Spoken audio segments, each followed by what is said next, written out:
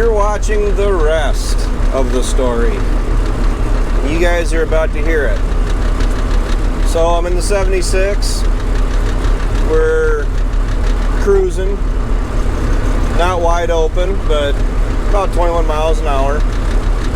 The 7600 is going to end up in the shop here.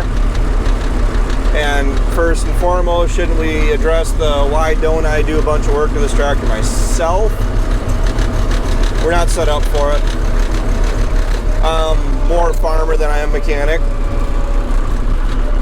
I'll work on our stuff to a certain degree, but as far as doing the really deep, intricate work, it could take me 2 weeks to do what these guys can do in about 12 hours. I mean, they got all the tools and everything they need to do it. Part of my problem, this tractor's got a bit of a vibration to it.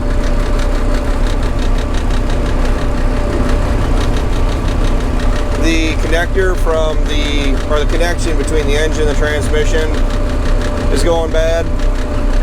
I've replaced it once 3 years ago, and we're kind of figuring it's my fault, but it's loose or getting loose again, and there is a rear seal on the back of the motor that is leaking, and it's a pretty tight fit to get in there and really work on it.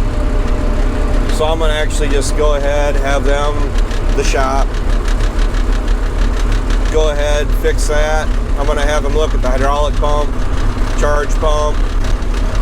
One of my SCVs is acting up, and I have a little bit of work on the front end. I might see if they have time to do that. Just one of those things where it's the first of the year, it's a new year, and who's all planning for the upcoming growing season? Well, I never really stop, but that is part of why I'm taking this up to the shop and getting it worked on in the dead of winter. It's January, yep. I'm not really one for New Year's resolutions. If I actually have to make one on the spot, I'd say probably be more efficient with the acres I'm running. Let me explain that a little bit. What I mean by saying that I'd be more efficient with the acres I'm running, I was talking to my agronomist, Mr. Tucker, and I have a large share of my acres that I farm yield really well. And I have a small fraction, as in less than 10 acres overall of all the acres that I'm running, that is just completely tearing down my yield average. I'm talking yielding maybe 100 bushels under perfect circumstances, and it just so happens that a lot of this is from the fence lines, the tree lines, the areas of the fields around the headlands where they're not getting enough sun, the trees are blocking them, and maybe the wildlife is a bit of an issue. I mean, the deer eating on it. I can't really do much about the deer or the rodents, the pests. I mean, I can try, but I won't succeed. I'm planning on going through and seeding down probably a 30-foot buffer around some of these fields. What that's going to do is it's actually going to open up some of my fields that it'll allow me to drive all the way around them. By doing that, I'm saving money by not putting down all the inputs to produce 200 plus bushel corn and only get 90 to 100 bushels, and put it to grass, put it to some kind of hayable crop, and I'm actually going to be able to make that like it's a waterway. And I'll be able to make 2 or 3 crops off of it. And when I say waterways, I also mean that it allows me to go around the whole field and get to waterways that I'm paying for and allows me to make those also. You guys saw a little bit of that last fall where I was making the waterways, and I'm really looking to be more efficient in that aspect of my operation and trying to make every single acre that I'm operating put it all to work. And I'm paying for my waterways, so if I gotta pay for them, I'm gonna be making feed off of them. I'm not gonna go over the cattle subject too much right now, but I do have something in the back of my mind I might be looking at doing going forward here.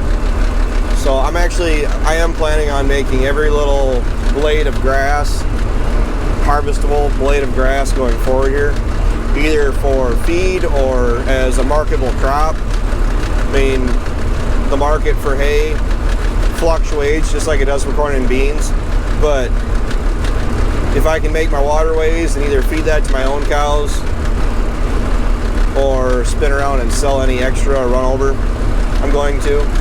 I have that hay ground that I picked up you guys will be seeing more of going forward. Also, why I wanted to go through and get the 76 worked on. It needs to be done. It needs to be worked on. It's just the way things are looking right now, I would rather get this tractor worked on when I don't readily need it. I've been using it pretty much every week lately here anyway, but we don't have any real snow yet where I need the tractor to go out and feed cows. We've actually been using the skid steer here a little bit. So I want the 76 back up to 100% because this is my chore tractor, this is my go-to tractor, this is my do-all tractor. And if it's not running at peak performance, it slows me down, it makes me less efficient. Would I like to buy another one? Absolutely. Going forward here, another chore tractor is definitely going to be on the table. I've been doing a lot of things offline that you guys are not seeing, you guys won't be seeing. But as far as bringing more money into the operation, it's definitely like a snowball at the top of the hill. It starts off small, but as you let that snowball loose and let it roll down the hill, that snowball gradually gets bigger, and that's that gradual accumulation of assets, money coming into the farm, is what I'm working on. I'd say last year was the snowball at the top of the hill, and this year I'm planning on it being a very healthy push down the hill. So it's looking at multiple years down the road. It's not just having a short, nearsighted view of where am I going to be at next month or in 6 months or by the end of the year. What are we going to be doing in 5 years, 10 years, and making sure that we are going to continue being profitable 10 years down the road, 20 years down the road. So that's one thing that I do not agree with, is doing the same thing over and over again, not changing anything and expecting different results. We saw that a lot with my grandpa with the dairy operation. I'll be blunt with you, the dairy cows were one of the worst things that could have really happened to us, or what we could have been focusing on probably the last 10 years of the farming operation when they were here. But we're past that and we're moving on. We're moving forward. Excuse me. So I hope everybody had a great New Year's. I had a spectacular New Year's. It was awesome. Really wasn't counting on it. Really wasn't planning on it. Really big surprise, but everybody's happy. We'll discuss that a little bit more going forward. So coming up on the dealership, I am just going to come sliding in just as the door's about to close, but this tractor's not going to get worked on here until next week, but this is like the only chance I really had to get it up there, and it seems like I wasn't going to be around tomorrow. We're working on cattle the day after that, and they said that they wanted it there the day after tomorrow. So I'm hoping they can get it in the shop, get it addressed, and hopefully I can have it back here in about a week. At least that's the plan anyway. So as I said, you guys are watching the rest of the story. If you have not subscribed, please do so. If you guys like the channel, if you guys like the videos, if most videos aren't quite as loud as this one probably is, but I'm hoping that loud vibration noise is going to be gone when I go to bring it home. But yeah, definitely support the channel for those of you that care to keep watching the rest of the story and keeping the story continuing. I'm looking forward to this year. I was very positive going into 2018. 2018 did not disappoint, and I even have higher expectations for 2019. So I'm looking forward to it. I'm excited. So until next time, take care, take it easy, keep in touch. I will talk to you guys later.